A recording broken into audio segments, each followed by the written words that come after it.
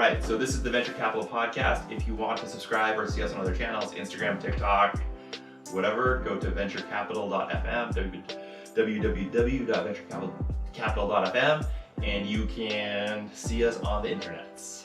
Indeed.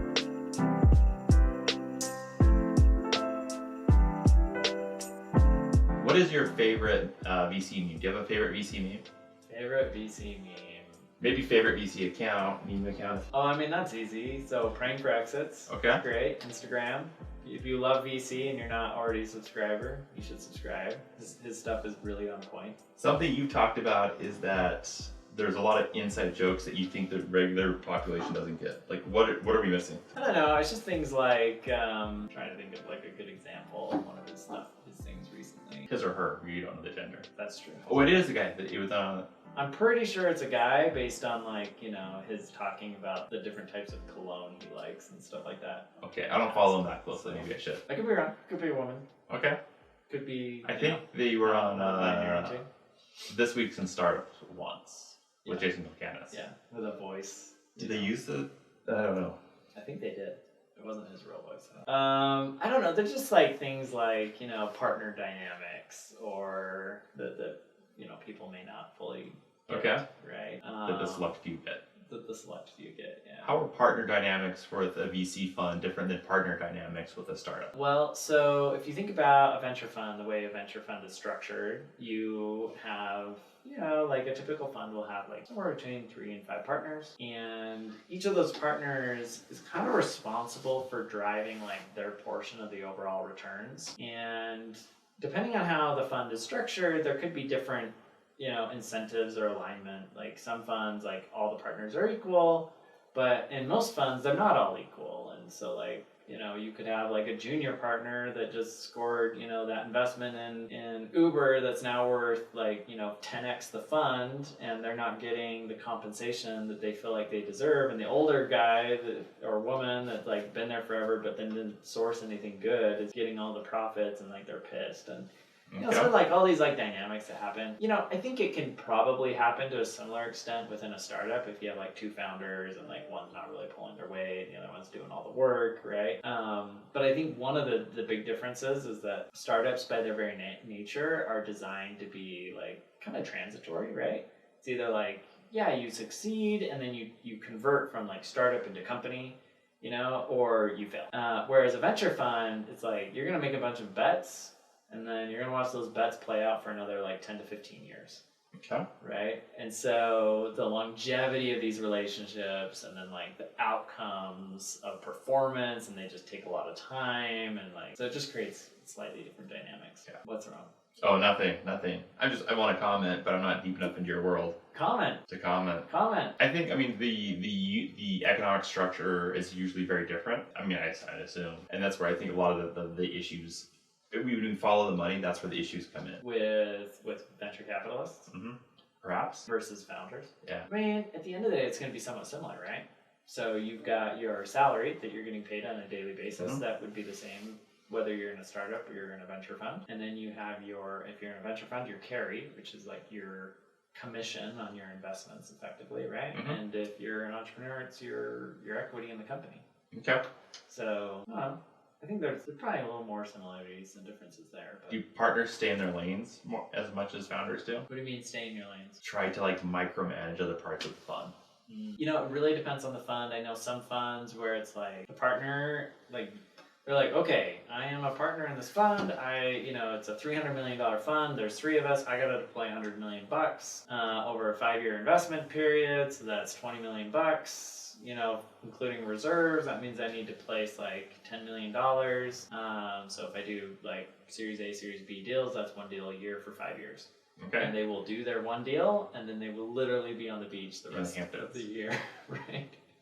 And then there are other funds that operate differently. So I think it just depends on the fund. Everyone's just a little bit different, right? Okay. Some probably do micromanage and drive each other nuts, and others probably don't engage together enough, right? Okay. Where it's like, why are you even partners? You should all just be running your own individual funds, because it's effectively what you're doing. All right. So this is a good transition into the topic for this episode, but it is which we haven't even touched on yet. Are venture capitalists evil? Yes. So this is a Google search. So one of the things that Peter and I are trying to do is, what are the questions that you guys are asking? And then we're like, what are people typing in Google? So that's what came here, not a specific instance that happened during the week. What do you think? You're an entrepreneur. Are VCs evil? I think ever since my infancy into startup land, one of the very few times I've ever worked for someone else, they were an entrepreneur, perhaps the most successful entrepreneur that ever came out of the state of Utah. But I think you might know who I'm talking about. And this person didn't understand liquidation preferences. Yeah. And from that and other experiences, people, I think, feel that VCs they don't care about you at all. They care about you only as long as you're the shiniest quarter on the table. And if something might look shinier, you're gone like that. And history doesn't matter. What do I feel? And I feel like I feel like market forces are market forces, and I'm a little bit unique where I feel like I can understand that. Yeah. But then again, I'm not. I have friends who've taken companies public and they've dealt with VCs who've been just pulled their chains or did things that I think were very, very, very cruel. Sure. And I'm sure if I was in their shoes, I'd have a very different approach. A lot of VCs are known or claim, they'll pull founding teams out and replace them. Mm-hmm. But I think people also don't look at that VCs also have fiduciary responsibilities. Yeah. Like that's their job. Their job is to look out for their shareholders. Their job is not to invest in CEOs and make them feel good. Yeah.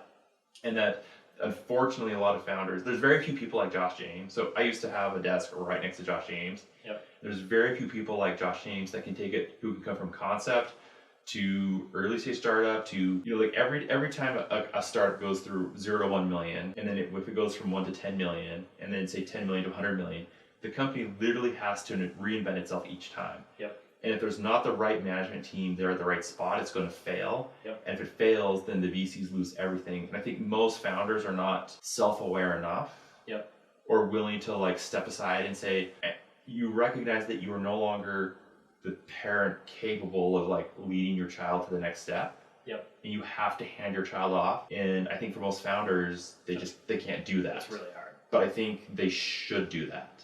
Yeah. So it's maybe. So I've got a mixed view. Part of the issue I think is that a lot of VCs, especially those that are deemed as being jerks, sharks, evil, whatever, end up being a little too short-sighted. Mm-hmm. And I think entrepreneurs that get really offended by VCs that are acting very rationally are just being a little irrational, right? To your point, it's I can't give up my baby, which is a very kind of irrational type thing to say. And so, yeah, it's probably a mix, right? VCs on the one hand, when they're overly rational and too short-sighted, do things to really screw over entrepreneurs under the excuse of hey, I've got fiduciary responsibility for my investors, blah, blah, blah. I say that's short-sighted because I think smart VCs know that at the end of the day, this is power law, and that there's only a couple deals in your portfolio that really matter, and that you need to do everything you can to get into those deals on every subsequent fund. And the way you do that, one of the ways that you do that is you play really nice with your losers, because that builds your reputation and allows you to get into those winners in the future. Mm-hmm. But I think some VCs, especially the ones that are inexperienced or maybe have a different viewpoint for whatever reason, different incentives, they look at their losers as I got to squeeze everything out of these losers, right? Or I'm not meeting my fiduciary responsibility. Mm-hmm. And I just fundamentally disagree with that. But, there are different schools of thought there. So I think that's one issue. And when that happens, I think entrepreneurs look at it and they say, well, VCs are evil, right?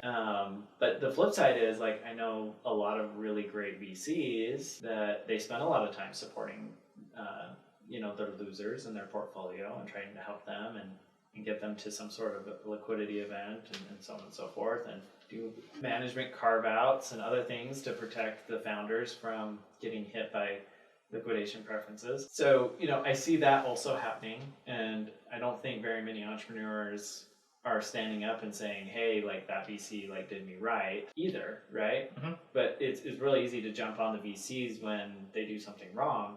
And then I think the other side of that is sometimes the VCs are doing the right thing for the founder and for the company and for their fiduciary responsibility. And it's a rational thing to do. It's the right thing to do. And the entrepreneur is being a little too emotional about the whole thing, which is totally understandable, right? It's you put your heart, and soul and blood, sweat, tears into this thing, how could you not be emotional about it? But that still doesn't mean that like being emotional is the right thing for that company, right? Like to your point, like sometimes the entrepreneur needs to be replaced with somebody that can take it to the next level, right? And that's okay. That doesn't mean that the VC is evil, right? It could be the very best thing for that entrepreneur, right? Like I think you and I know lots of situations where the company would not have gotten to where it is had the founder continued to run and operate it. And that founder, because the company eventually was taken to that place, cashed out, hundreds of millions of dollars, life-changing, like all of those things, right? And I guess the last thing I'll just say is that as a VC, replacing management teams, cracking down, like all those things is the very last thing that any VC wants to do. When that happens, I will tell you, like most VCs will feel like they are a failure because they failed to identify a founder that could take the company all the way, right? I have a friend that's a VC for a long time, and his partners at the time were VCs in companies like Intuit and some of these other big companies, and he was like, well, they were saying like, we want to back founders that can take companies all the way, and he was like, well, that's easy for you to say because you back companies like Intuit, and like blah blah blah, and these really great founders that could do that, and they were like, yeah, we did, and that's our standard, right? And that's the kind of deal we invest in. We're not going to get excited about deals run by entrepreneurs that can't take it all the way, right? Which means you got to get really good at identifying that type of founder. So, can the things that VCs do be viewed as evil in some cases? Sure. And are there cases where VCs are definitely doing things that are hurtful, short-sighted? Yes. But at the same time, as a VC, like I want to back that entrepreneur that can take it all the way, that can build the great team, that is going to cash out billions of dollars when this thing goes to the moon. Because if that's the case, like those types of founders, they're the ones that are building companies like Facebook. They're building, Google and Amazon and some of these really big companies and Snowflake and, so on and on and on. And that's where VCs really generate like the massive returns, right? Going back to that power law, like those are the deals that return the fund multiple times over and set you up for the rest of your life. Okay. So I don't think they're evil, but I can see why they'd be seen as evil. But I would assume the evil things are a minority.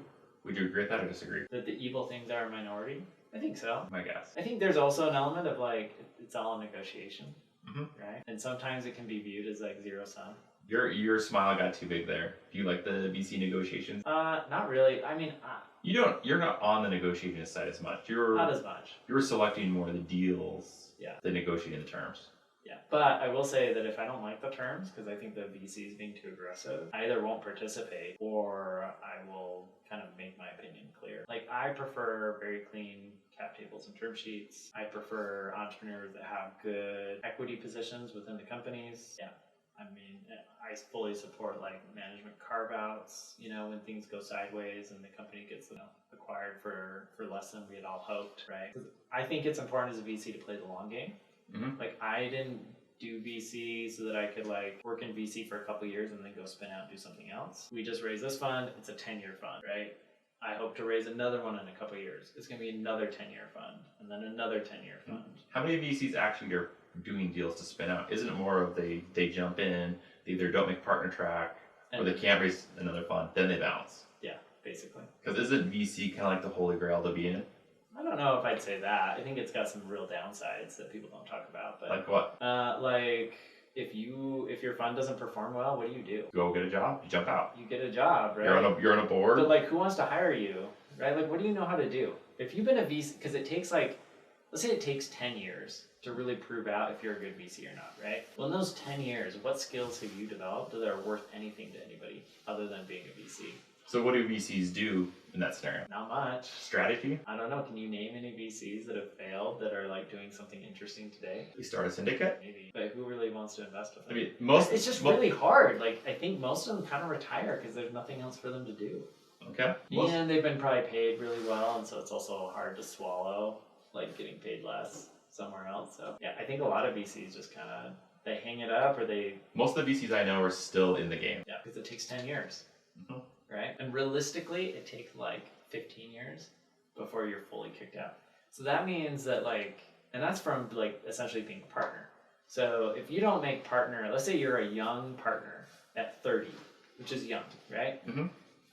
You're 45 by the time like you can't raise another fund. Okay. Which means at 45, like, and you have no like discernible skills like programming or biz dev or corp dev or running a company, like any of those things, like They start a company then. what do you do?